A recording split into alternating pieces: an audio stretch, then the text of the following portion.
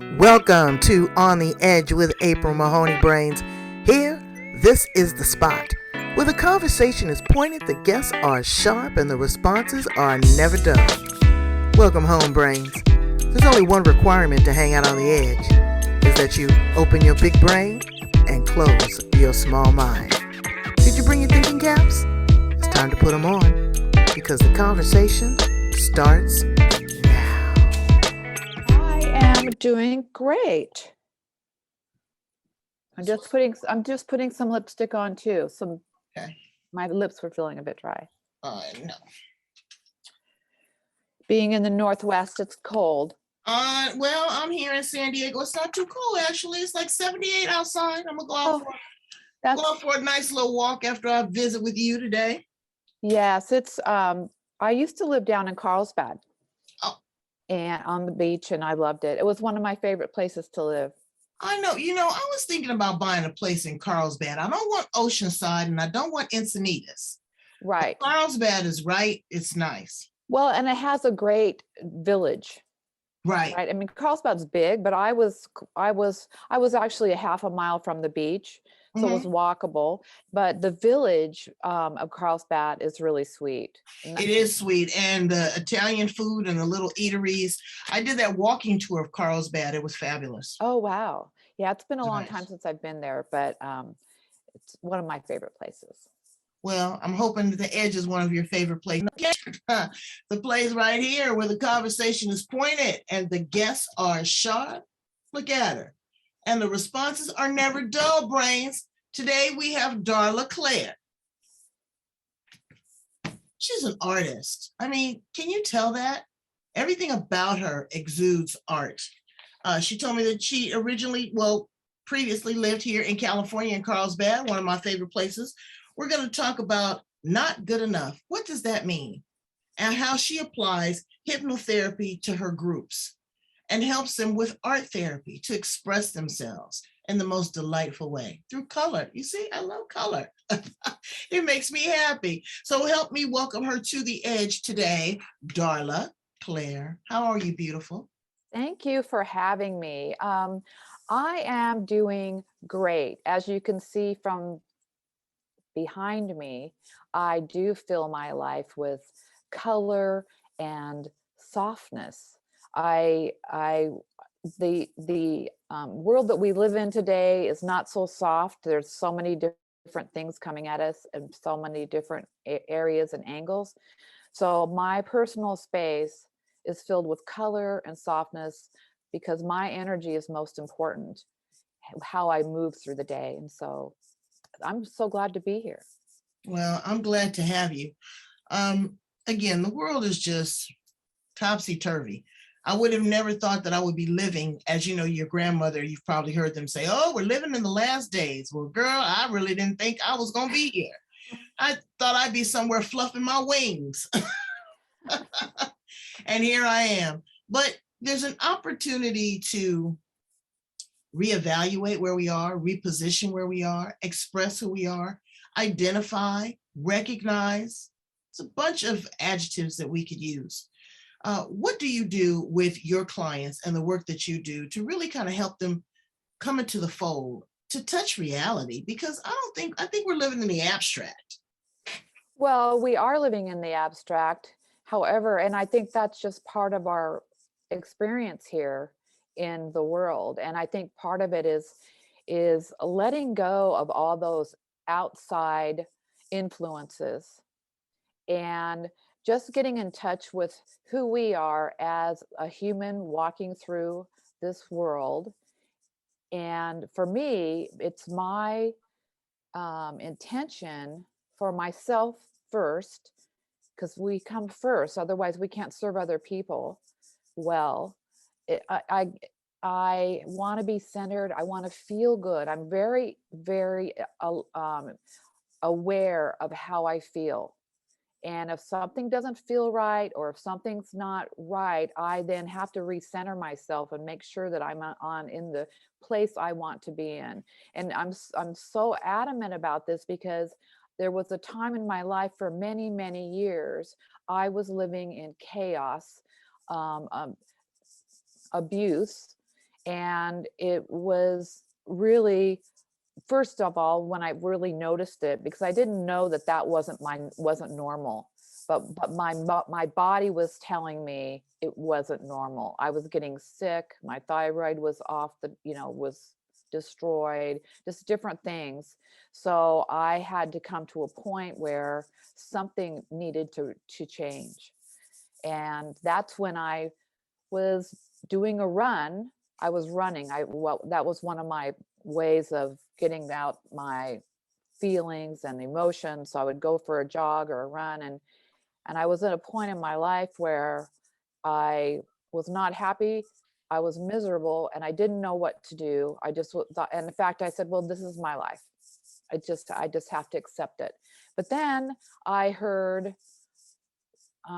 whether it be my God source or from my intuition, I heard, um, this, this negative part of me that said, "You can't do this. Just stop. You can't do what you want to do. So just give it up."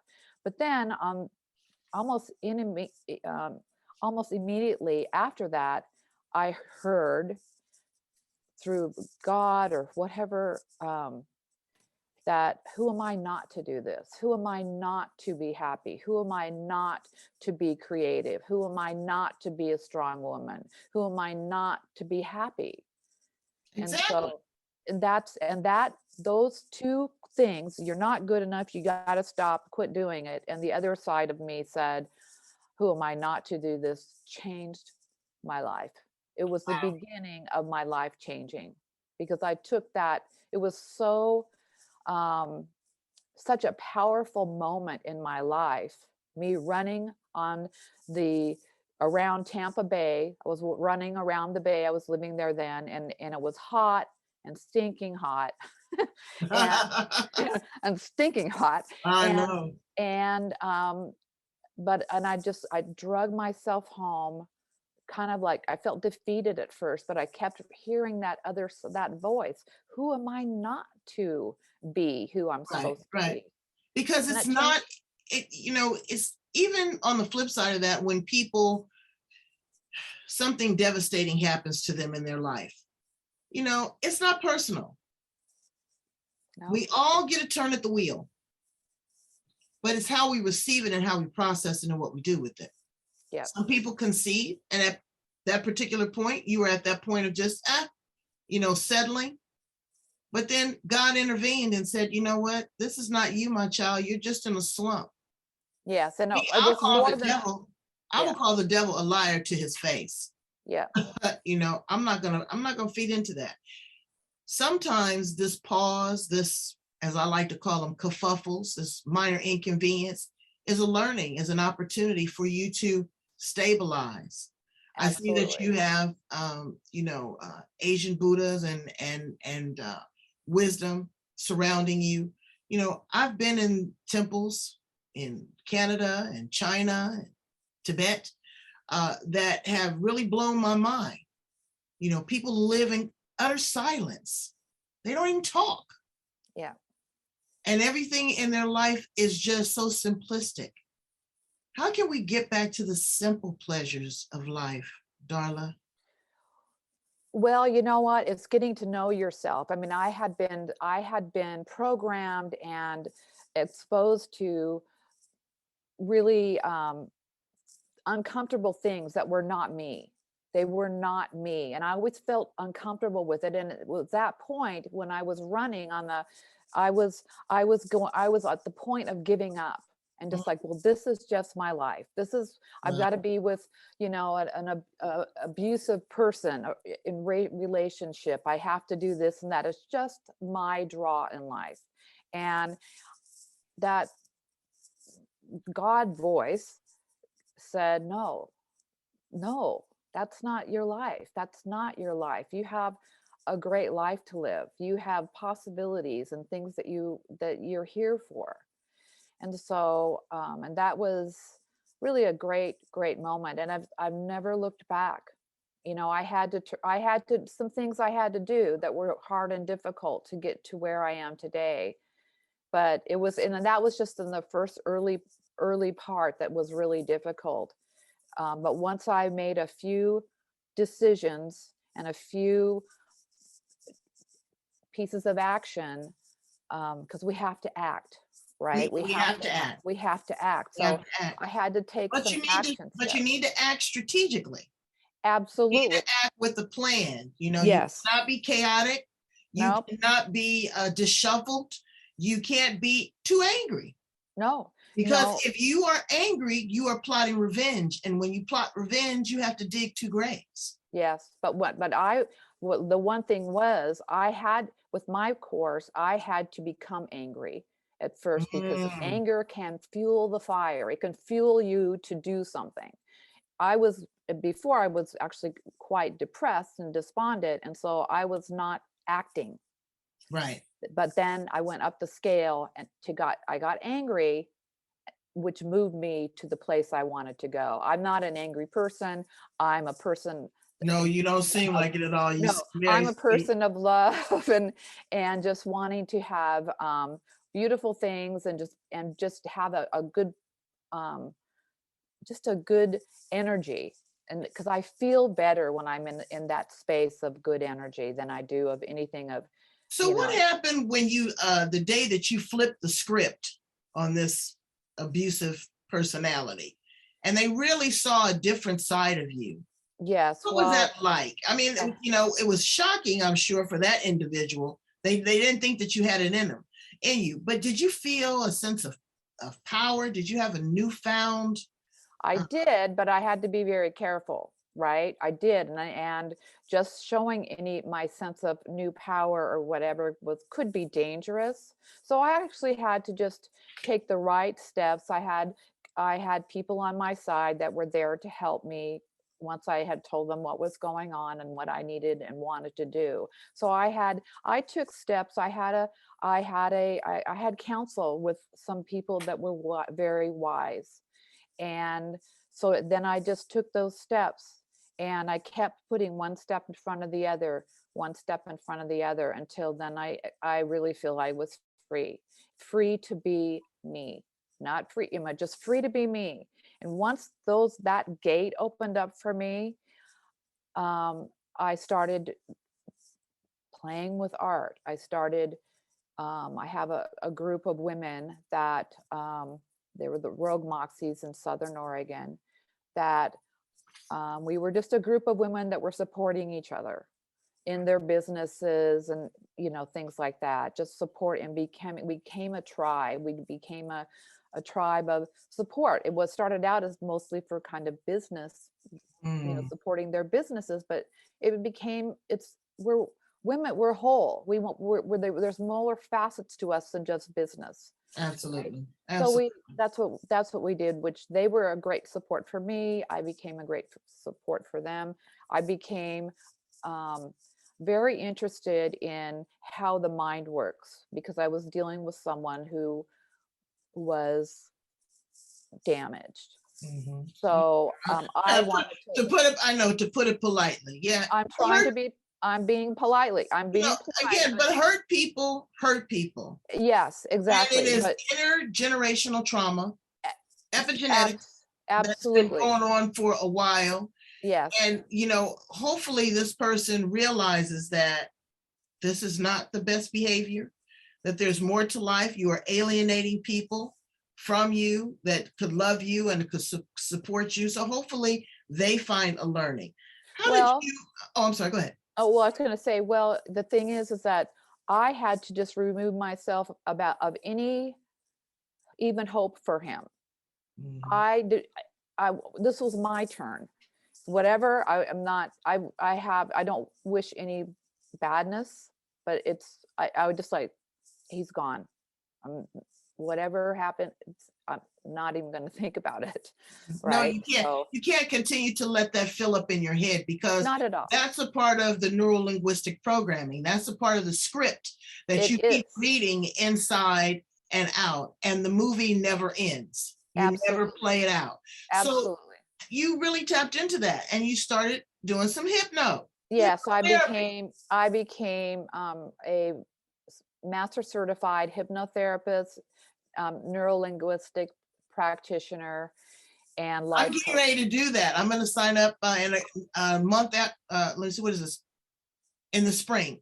I'm going to sign up for an NLP course. They say it's pretty intense. It's very intense. It's very, very intense. And the beauty of it is that some of the programs and some of the tools that they have and they train you in is so healing. It is healing. I mean, when you go through the group, you will be healed. They will lay hands on you, okay? Because you have to practice. You have to, you're learning all these new tools about how our mind works. And you learn all those tools. And so they teach you the tools, but then you have to then experience what you're going to be. I became a hypnotherapist, and have clients that I have helped because of this, but it helped me first. Right. Because and I practice it, I practice it every night before I go to bed. I already kind of preset the next day. And, when I hear that negativity, I'm like, ooh, pump the brakes. But also I am a realist, because negative things are going to happen. That is a part of the process. But again, it is how you process it. It's how you receive it. Do you take it as a learning? Do you take it as a defeat? Does it depress you? Does it cause anxiety, or does it exhilarate and excite you? Right. So you have to figure out how to do that, brains. And I know it's not easy. And we toss all these terms and ideas out, and there's people out there that are actually struggling. But we want you to know that there are options and there's choices, like painting. Exactly. Like painting is one of my meditations. And so I tried painting, and I've had some breakthroughs with my painting, even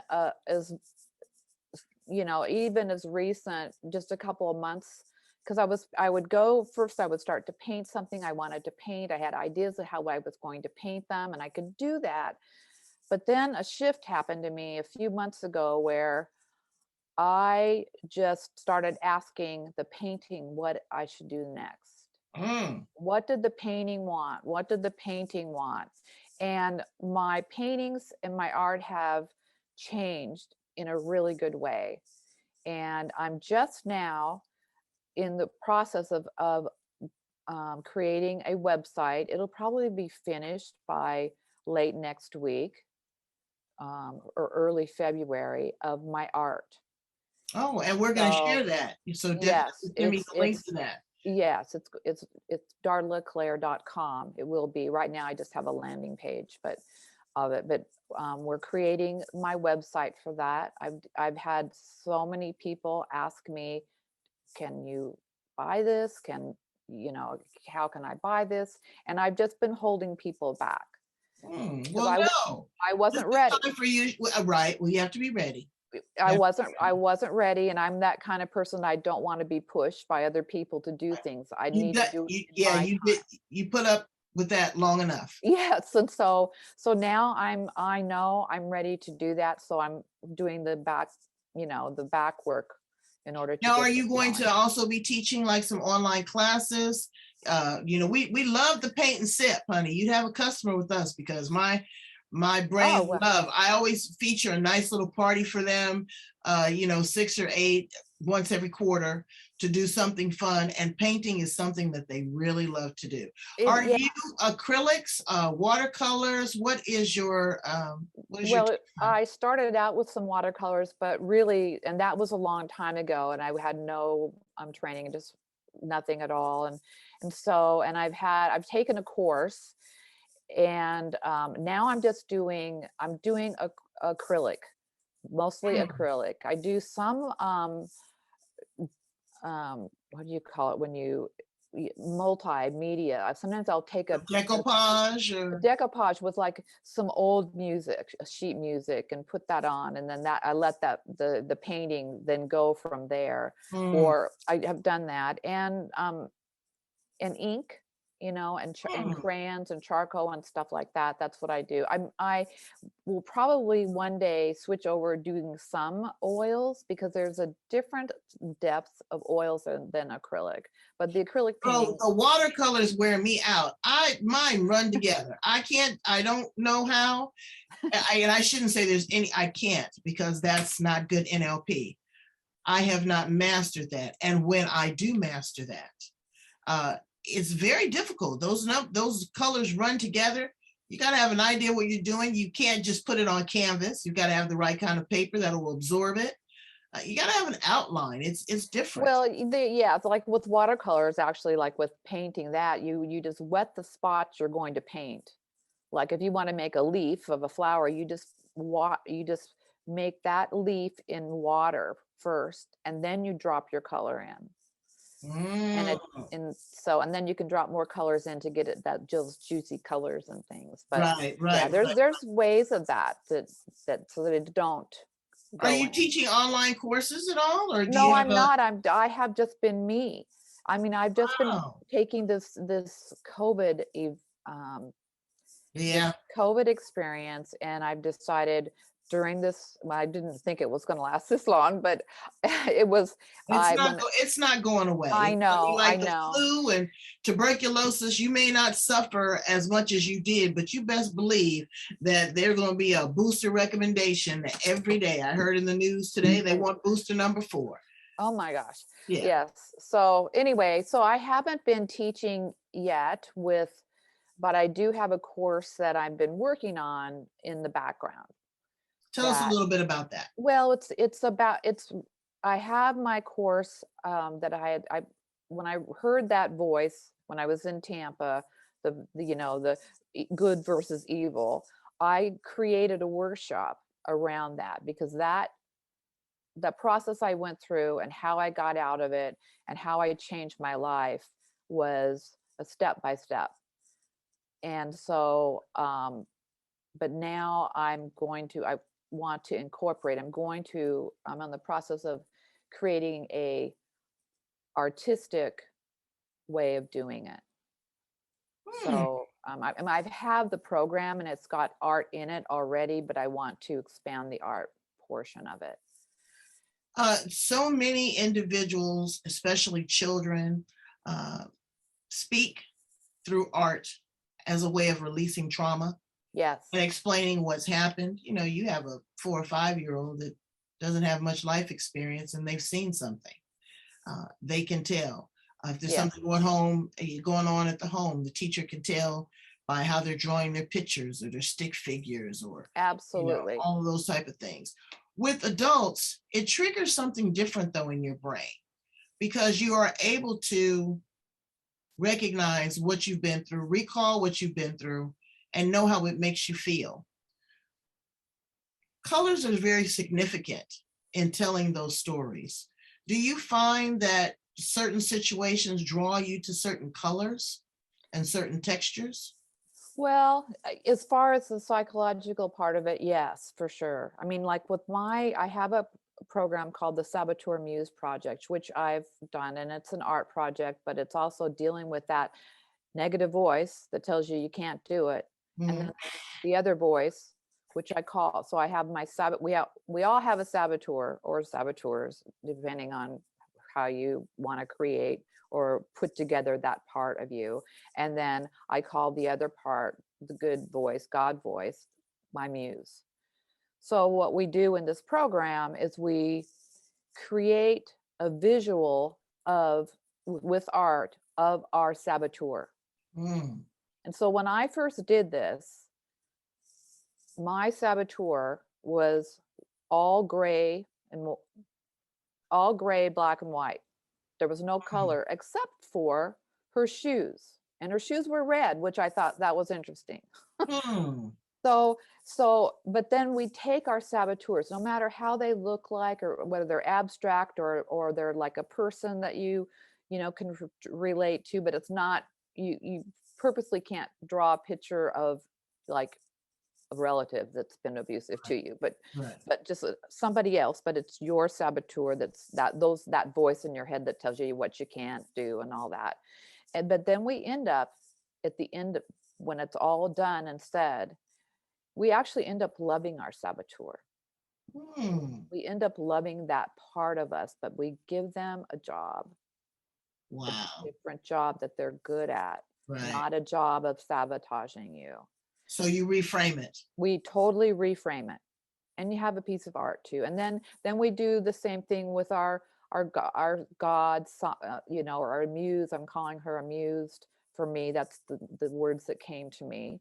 And she's the one that knows that, you know, I'm going to have a great life. I'm going to do the things I want to do. It's like I have the power from up above when I'm, you know, in that zone with her. And she's she's the one that's like, just do what you want to do, live a big life, have fun, do what you want to do. So then you do paint or draw or represent that person. And so then this is what we do at the end. We take all the writings, because we write about these things. And then we write, and then we actually then cut the paper up in strips for your saboteur and for your muse, and we create a weave. And then there's nothing stronger than a weave. When we don't just like throw away that bad part of us, no, we reframe who they are, that part of us. And then we take our muse, our spirit guide, our God source, and then you in the middle, and you make a weave with them. There's nothing stronger than a weave. It just, you get that really sense of being strong, and we're unbreakable then. Right. So it's a bond. Yeah, it's a bond, you know, and instead of, because I know I've been through different programs where, oh, you throw away that part of that person, or you have a ceremony and you burn them, you know, and whatever, but that part of you existed. Right. And part of it can still exist because we've reframed that part of us. And there's got to be something of that side of us that has something that's good, or something that you could use. Like mine was, and we gave them names of not anybody we know. So my saboteur I called Nora. I don't know Nora. I don't know any Noras. I couldn't name her after my mother, you know, just anything like that. Right. We're going to give them a name. And then what would this person do for work? You know, what are they good at? You know, we find out everything they hate, you know, and stuff, but you know that. What are they good at? If I were to give them a job, what job would they have? Well, mine was very, very, everyththing had to be in its place, everything, this and that, very organized, whatever. So her job for me is to help me be organized only when I ask her for help. Only when I ask. So don't pop up unless you're requested. Only, exactly. And they don't. I mean, that's the thing. They don't pop up. And so just to keep everything in balance, every once in a while, when my studio is a disaster, I'm showing you the clean part. I just did a teachable moment on that. Messy, you know, because abundance cannot grow in mess. Right. And so I have to keep looking at my desk because I clean it and then it turns into a mess. Right. And then they say, well, you know, creatives are messy people. Well, you know, that's not necessarily true. I don't know. What do you think? That is. Well, for me, when I'm painting and when you get into the zone, for me, I'm just grabbing, throwing paint, doing this and that, and grabbing stuff. And so it can get a little crazy in the studio part, in the painting section. Right. But my house is immaculately clean, and I just like the mine is too, but my personal space here in the office sometimes can be wicked. Exactly. But you're in that space, and that's where you feel that you can reveal who you are, that you can be a mess, that you can cry, that you can reassess things, you can reframe things, you can be creative. So it's okay. Messy is okay too. It is. And so I have that balance of that, you know, and so that's so it's really like we need to be balanced. We need to be balanced, and we need to, especially before I had the aha moment. My life was a mess. Right. right? It was a mess, but so now it's organized, but it's also very creative. I'm who I am. I have no apologies about who I am, and my main goal is to love my life. So let me ask you a question, Darla. Are you in a relationship right now? Yes, I am. Okay.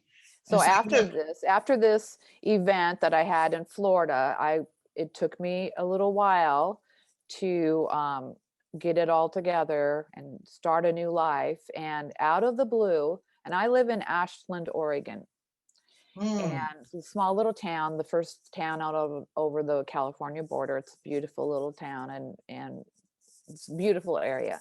So, but it was small, but out of all the places, so I had a woman that I was getting a massage from or something, and she called me up a day later, and it was my first massage with her. And she also was a member of my Rogue Moxies, right? mm. So, and she was new in town and stuff. So a day after, or maybe a day or two after my massage, she called me up, and then she was kind of hesitating on the phone, and I'm thinking, oh, what did you find? Did you find something from my session with you? Mhm. And she goes, well, no, I was wondering if you would consider dating. And I said, what? Maybe. It depends. I actually said it depends. So long story short, he's from Australia. And Oh, I've got a large Aussie following. yeah, so he's from Australia, from Melbourne, and he and I are married. Oh, And we have the best relationship. He's my best friend, my ally, my everything. I mean, we have such a wonderful, wonderful, easy, mm. fun relationship. And I'm just like, so I feel like I'm a very blessed woman. Yeah, you are, because you've got uh, a first chance at love. I wouldn't say a second chance at love, a first, and now Yeah, you know what it feels like, and you won't I accept it any other way. and you're exactly right by saying I've had my first chance at love, because this is the first love relationship that's truly a full love relationship. It's not on the surface of how somebody looks or what they're doing or being too immature as kids or whatever. Right. We have a wonderful relationship, and it's wonderful. Well, I'm glad, because you deserve all things wonderful. Tell my brains how to get in contact with you, to what we have to look forward to, and how to reach out to you, Darla. Well, you can reach out to me on my email at Darla. Well, wait, I'll give you the one that is best. It's D Claire, the letter D, and then Claire, Claire, the number 7 at Gmail. And if anybody, um, if people are interested in my story of my book, it's called I Changed My Mind, It Changed My Life. And this, Let me see that again. Hold that up again. We want to give you full view on that. Is that on Amazon? it is on Amazon. Pull it up How- just a little bit. There you go. Yeah, it is on Amazon. And if people would want a signed copy, they can email me and I will send them. They can buy it from me for a little less than on Amazon, but it'll be signed. So it's available through me, or it's on Amazon. It's at other bookstores too can get it as well. That's wonderful that you were Yeah. able to document the process. I did. for others. I documented the process. I went, starting as why this happened. As a child, things happen to us, and then we start. I could see where I was going and why I ended up with that person, and Mhm. then how I changed my life, and how I have changed, healed some relationships and things like that, and how and the Saboteur Muse project that I was talking to you about this is how it became, and so it's in here. The Saboteur Muse project is in here. So Well, Brains, we want you to run out and get a copy of that. I think that would be a nice read out on your patio in the springtime with a nice libation, and gain some inspiration. Maybe yeah, go out so and get some if you watercolors. here's this. I'm going to show you my saboteur. Oh, See her red shoes, but that was yeah. her wearing that suit, no Wow. color. That was her. And I'll just look to see if I can quickly find my muse. It's got to be, it's in here. It's not too, I should have had this Oh, tagged, go ahead, take your time. but okay, here's, my muse is a bit wild looking. Oops, can you, Put over. Oh, wow. that's my Wow. muse. Okay. Notice her hand has like paintbrushes and flowers, and that's her fingers. Right. Yeah. And then when I was talking about the weave, where we weave the two together with how they're talking, in our heads. And so here's a weave that we create. Okay. Okay. Very, very texturous, very textile. Yeah, but it's when you weave something together, well, during the process of going through and learning all this and getting all the information, that I call it my download. Right. And I had done my saboteur and my muse, and I thought I was done, but then I kept all of a sudden in my mind, I kept getting the word weave. And I was going around and I started saying it, weave, weave, weave. I had no idea what weave was.